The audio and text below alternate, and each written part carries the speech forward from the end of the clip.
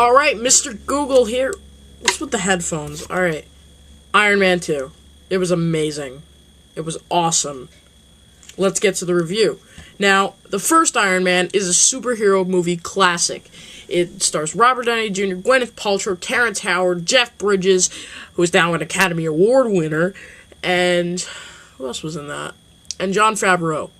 Yeah, and it was directed by Jon Favreau, and this movie was just as good, if not better, than the first one, which is very surprising, because this movie was amazing.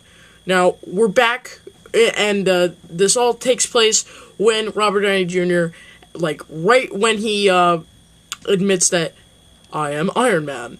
And then you're in Moscow, and then you see Mickey Rourke's dad dying, and Mickey Rourke is now planning his vengeance against Iron Man, making these cool whips, and then bing, Iron Man 2. Now, really? Whoa. Alright. Now, the first movie was, as I said, amazing. This was brilliant, too. Alright, now, we see Robert Downey Jr., he has this awesome life, except, he's kind of a big narcissist.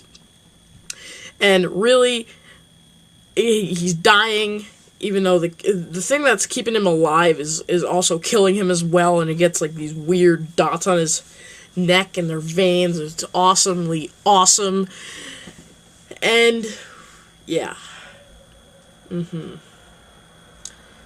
Yes. Now, Don Cheadle replaces Terrence Howard as Rhodey and does a better job. Jon Favreau is actually giving more of a bigger part, as he was in the first movie, but didn't give as enough funny humor as he did in this. This movie, I thought he could have had a little more funny humor, but the amount of funny humor he had in this, which he actually kicks some ass near the end of this movie, no spoilers, but he kicked some ass in this movie, and he made me laugh, so yes. Gwyneth Paltrow reprises her role as Pepper Potts. Honestly, the only two actors that really come back in this movie, to reprise their roles, are Gwyneth Paltrow and Robert Downey Jr. Robert Downey Jr. is the perfect Iron Man. And I'm just going to go out on a limb saying that the Iron Man franchise is the best superhero franchise I think I've ever seen in my life. And I can't wait for a third one. Stay after for the credits, really. Alright, getting back to the performances, getting off track again. This movie blew my mind.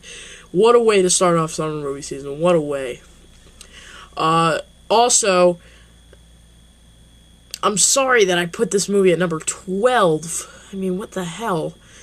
Like I said, Don Cheadle was better than Terrence Howard, even though Terrence Howard did do a good job.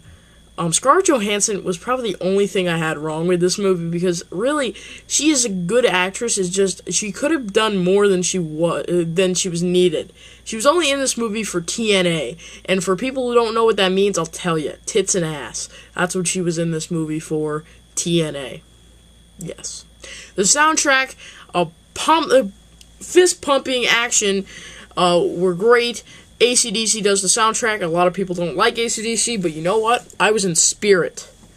Alright, anyway, forgetting, Sam Rockwell, very, very funny as, the second kind of villain in this movie. I think he was more of a villain than Mickey Rourke, even though Mickey Rourke was kind of a weird villain. But getting to Mickey Rourke, he was way better than I expected. Going into this movie, I thought Mickey Rourke was going to be the only letdown this movie, because he didn't look that great in the trailer. It just looked like he was going after Tony Stark for no reason, but you'll soon find out. The action's amazing.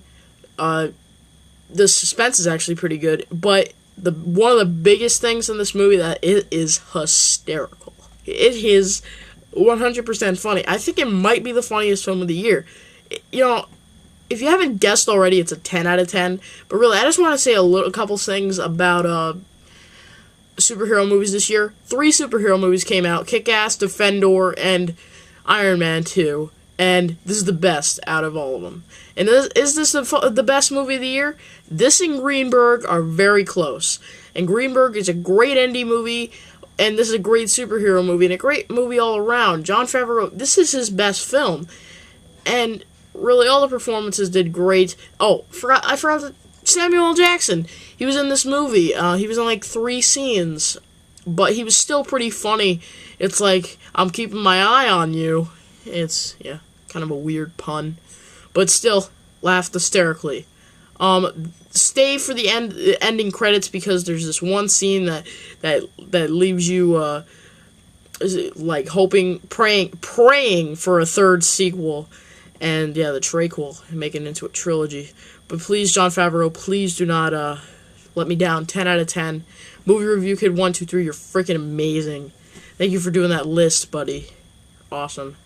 And please rate, comment, and 9 more subscribers till I reach the big 100. Catch you later.